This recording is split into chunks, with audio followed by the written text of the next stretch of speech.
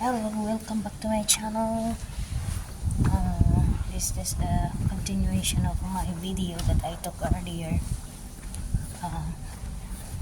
Punta po ako sa harap dahil meron po akong didiligan dito. Yan, nadiligan ko na po siya kanina. Dagdagan ko lang po. Ayan siya.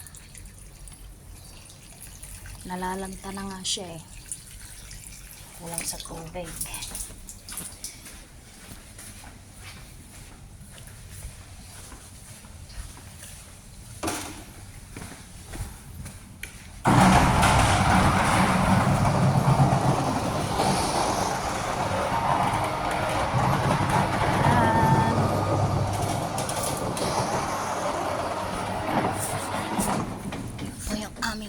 Meron pa tayong didiligan dito sa harap ng bahay.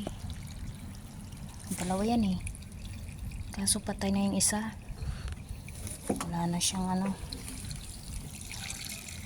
kaya ito inaalagaan ko to. Yan, meron pang isa rito, patay na yata. Alay nyo, mabuhay pa sa sobrang init dito.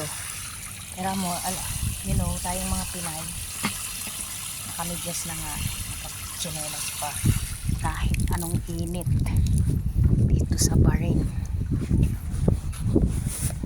Yan, okay, tapos na po ako.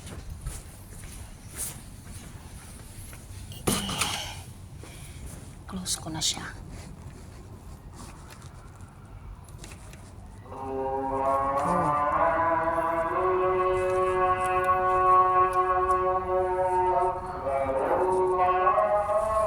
Bakit ayaw na niya mag-close?